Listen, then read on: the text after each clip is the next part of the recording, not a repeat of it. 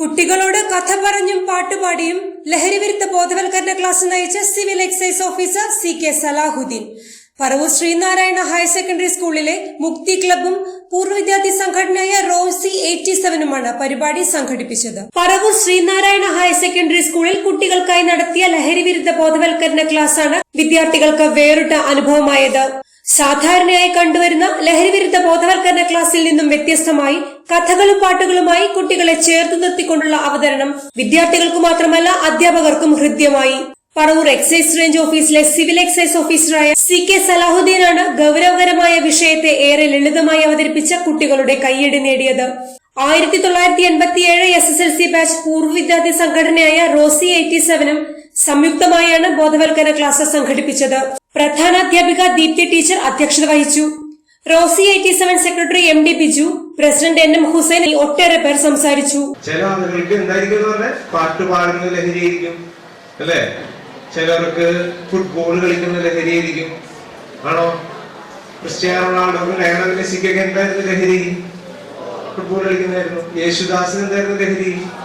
പാട്ട് പാടുന്നു. MS ധോണിക്കും സച്ചിൻ ടെണ്ടുൽക്കറിന് എന്തായിരുന്നു ലഹരി? ഇപ്പൊ നമ്മൾ ജീവിച്ചു വരുമ്പോ അല്ലെ നമുക്കും ഉണ്ടാവും ഒരു ലഹരി. നമ്മുടെ ഉള്ളില് ഉണ്ടാവില്ലേ? പഠിക്കുന്നത് ലഹരിയായിട്ട് പഠിക്കുന്നത് ലഹരിയായിട്ട് ആരൊക്കെയുള്ള അപ്പൊ അതുണ്ടാവും അല്ലെ. APJ അബ്ദുൽ കലാം സാർ എങ്ങനെയായിരുന്നു അല്ലെ? അദ്ദേഹം എന്തായി? പഠിച്ചു വലിയ ശാസ്ത്രജ്ഞ, അതിനുശേഷം ഇന്ത്യയുടെ പ്രസിഡന്റ് ആയിട്ട് മാറി. ശരിയാണോ? Yes or no? അപ്പൊ നല്ല ലഹരി ഉണ്ട് അല്ലേ? അതുപോലെ തന്നെ എന്തുണ്ട്? മോശമായിട്ടുള്ള ലഹരിയുണ്ട്. ശരിയല്ലേ? അപ്പൊ ആര് തീരുമാനിക്കണം നല്ല ലഹരി വേണോ മോശം ലഹരി വേണോ എന്ന്? ആര് തീരുമാനിക്കണോടാ? കോട്ടുവായിട്ട് ആര് തീരുമാനിക്കണം? അതിനൊക്കെ വേണ്ടിയിട്ടാണ് എന്ത് വെക്കുന്നത്? ഇത്തരത്തിലുള്ള ക്ലാസ്സുകൾ വെക്കുന്നത്. ക്ലിയർ ആയോ? പാട്ടൊക്കെ ഇഷ്ടമാണോ നിങ്ങക്ക്? ഒരു പാട്ട് വേണ്ടേ? ഇതൊക്കെ പാടോ? നാടിൻ നന്മകനെ പുമകനെ മുത്തായവൻ പാടൂലേ? പാട്. റെഡി? നാടിൻ നന്മകനെ പുമകനെ മുത്തായവനെ മിന്നും സൂര്യനും ചന്ദ്രനും ഒന്നായവനെ കാലം കാത്തുവെച്ച രക്ഷകനെ സംഹാരകനെ ഞങ്ങൾ കണ്ണനായി വന്നവനെ ഭയമേ മാറിപ്പോ നീ എണ്ണൻ വന്നാൽ കുമ്പിട്ട് നെല്ല ഇരുട്ടിൽ സിറ്റി വാടും രാജാവിന്റെ എല്ലാരും ചൊല്ലും ഇവനെ തൊടുവാനായെന്നും ജനത്തിരക്കോ കാലം പകത്തു വെച്ച കടവുകൾക്ക് 10 ആണോ? അതിൽ ബാക്കി പാടോ?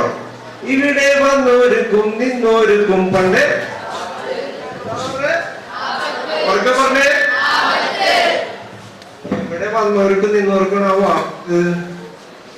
ആ സിനിമ കണ്ടിരുന്നോ?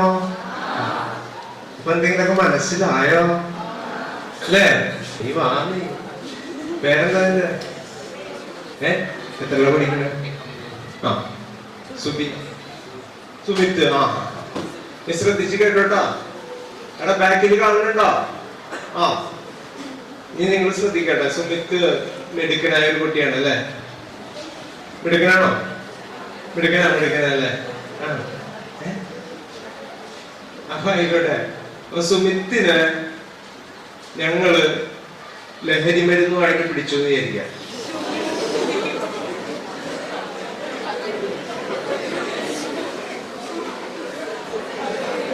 എന്തൊക്കെയായിരിക്കും സുമിത്തിന് സംഭവിക്കുക അല്ലെ? ചിരിച്ചോ? ഒരു ഫോട്ടോ എടുത്തിട്ടാ എന്നിട്ട് പത്രത്തിൽ ഇങ്ങനെ കൊടുത്തു.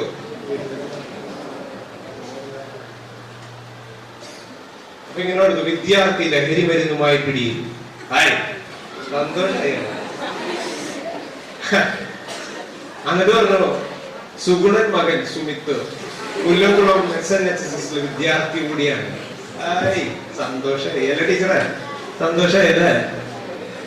അപ്പൊ എന്താ സംഭവിച്ചേ? എന്തോ ഒരു സാധനം നഷ്ടപ്പെട്ടല്ലോ. എന്താ പോലെ എന്താ നഷ്ടപ്പെട്ടെ?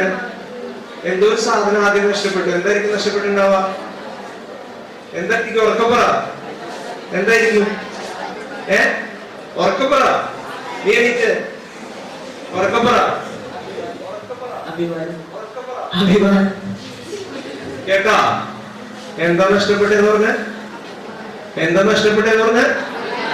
ഉറക്കെ പറ. ആരുടെ? സുമിത്തിന്റെ മാത്രമാണോ? വേറെ ആരുടെയൊക്കെ? സുമിത്തുമായിട്ട് ബന്ധപ്പെട്ട എല്ലാവരുടെയും അല്ലെ? അപ്പൊ പുറത്ത് വാർത്ത കേൾക്കുന്ന ആൾക്കാർ പറയും പുല്ലംകുളത്തെ പിള്ളേരല്ലേ കണക്കാണ് അല്ലേ? ശരിയാണോ? ശരിയാണോ? അല്ല, പക്ഷെ അങ്ങനെയാണെങ്കിൽ എങ്ങനെയാവും? മനസ്സിലായോ? ക്ലിയർ ആയോ ഞാൻ പറഞ്ഞത്? അപ്പൊ ആദ്യം എന്ത് നഷ്ടപ്പെട്ടു?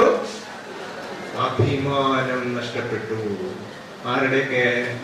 സുമിത്തുമായിട്ട് ബന്ധപ്പെട്ട എല്ലാവരുടെയും. ക്ലിയർ ആയോ?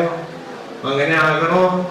ആ, ഇനി അതൊക്കെ കഴിഞ്ഞിട്ടാ. സുമിത്ത് പഠിക്കാൻ മിടുക്കനായതുകൊണ്ട് അവൻ പഠിച്ച് മിടുക്കനായി ഒരു ജോലിക്കൊക്കെ വേണ്ടി ശ്രമിക്കണം കേട്ടാ. അപ്പൊ ഈ സാറന്മാരൊക്കെ പറഞ്ഞില്ലേ ഇവർക്കൊക്കെ ഓരോ ജോലിയില്ലേ? അപ്പൊ നമ്മള് കുറച്ച് കഴിയുമ്പോൾ ജോലിക്കൊക്കെ ശ്രമിക്കും. ശരിയല്ലേ? ശരിയാണോ?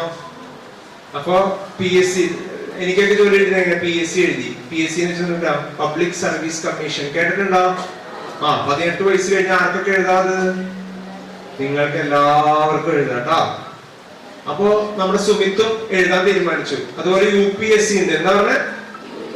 UPSC union public service commission എന്ന് പറയും. സെൻട്രൽ ഗവൺമെന്റിന് കീഴിലുള്ള സ്ഥാപനങ്ങളിലേക്ക് ജോലിക്ക് വേണ്ടി നടത്തുന്ന ഒരു കമ്മീഷനാണ് UPSC.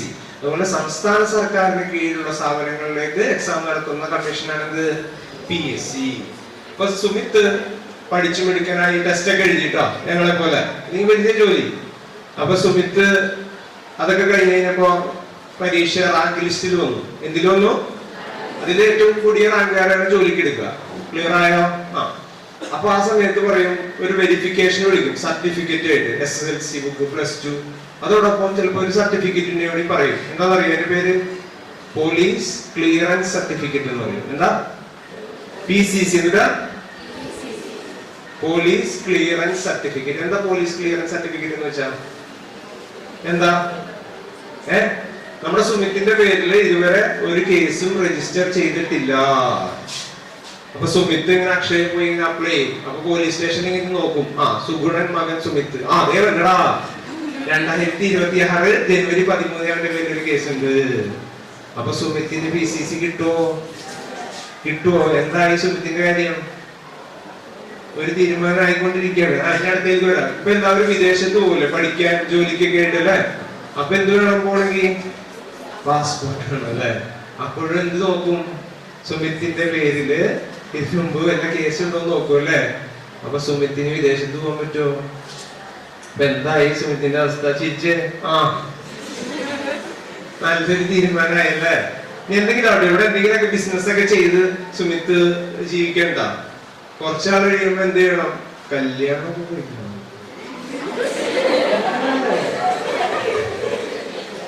അല്ലേ? അങ്ങനെ കേസിൽപ്പെട്ട ഒരാള് വന്നാൽ നിങ്ങൾ ആരെങ്കിലും സമ്മതിക്കുമോ?